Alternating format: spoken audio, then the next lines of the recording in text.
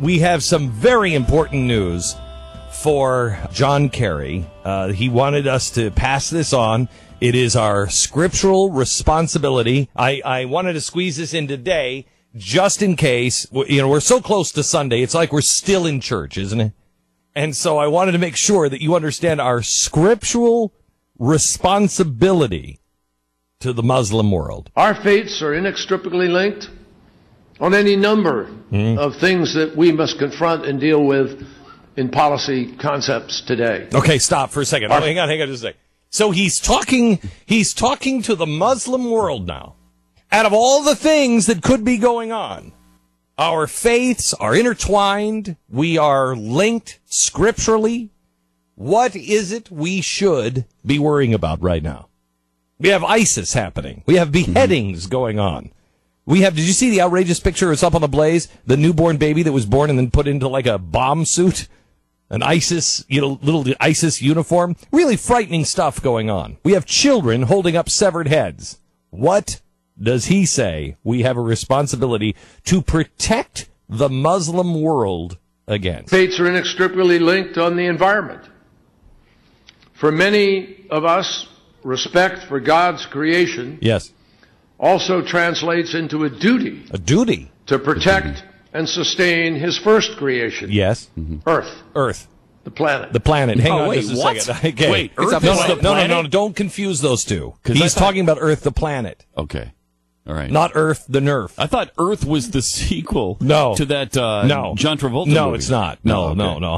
No. This is Earth, the planet. The planet. Earth, the planet. But wait, there's more. Before God created man, he created heavens and earth. Yes.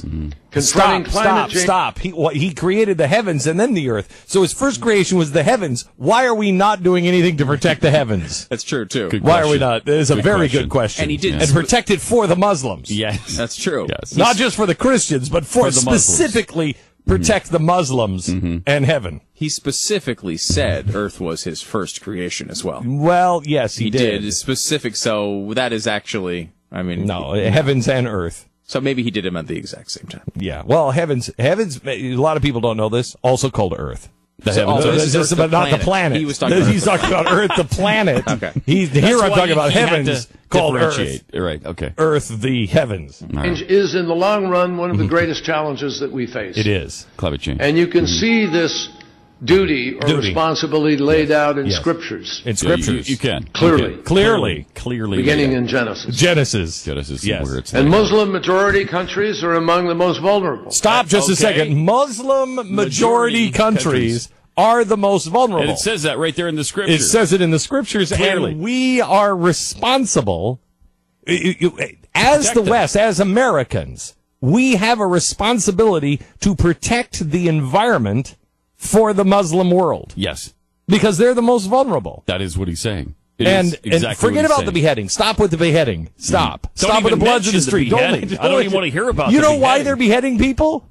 We're wrecking the environment for the Muslims. Right. Well, if our actions didn't lead to a 0.9 degrees centigrade temperature rise in the last 100 years, they would never be beheading anyone. You're right. They wouldn't. Why would they wouldn't even be interested in it? If it was cooler, they wouldn't even be interested in beheading. Thank you.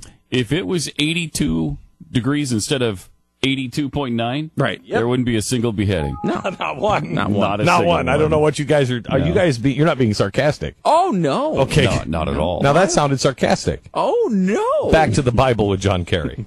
Our response to this challenge ought to be rooted in a sense of stewardship of Earth. I love this. And for me and for many of us here today, that responsibility comes from God. First of all, I want to see the scripture he's citing here, specifically, clearly. All right. But since when do Democrats preach about scriptures and our duty to God as it involves public policy? Yeah. Because that used to be absolutely verboten. Whenever Why do you say verboten? Why are you using a Nazi word? It's just the first word that popped into my head. Interesting that Nazi words. Okay, go ahead. Go ahead. It's actually a German word. I don't think the Nazis Germans were Nazis. Thank you, Stu. Not all of them. Now he's making excuses for the Nazis. No, the Germans. But when Bush if he ever got anywhere near Scripture or talking about God. Correct. It was, stop with you can't legislate morality. Whatever. And stop your talking about what about the separation of church and state? Whatever. Now all of a sudden it's inextricably linked. It is. It's our duty. It's our duty. With Obama, they're all doing this now. Excuse me. When I think of a word, because I have people ask me, what's your favorite word? What's your favorite color? What's your favorite They this? say, what's your favorite that? What's your favorite that? And I think to myself, my favorite word? That's easy. The word. Which is two words. Right. But I like to take out the space and even a hyphen, and I like to make it a compound word. The word. The word. And thank you. With that word. Yeah, another the word. pronunciation. So because I think we all know that what our favorite word. When I ask you, remember when I asked you your favorite color? Yeah. You said to me, of course, your favorite color is black, blue, black and blue. It's like that. It's the word, and it's black and blue. See, it's two words, two favorite colors, black and blue. Right. So now you're starting to understand the Nazi thing a little bit with him. Notice his favorite color is black and blue. Interesting. It never stops with him. Because of the bruises the Nazis gave people? Is that what I'm not reading into it. Okay. I'm just judging your heart as black and cold you were reading into it. and dead inside. Okay. That's all I'm doing.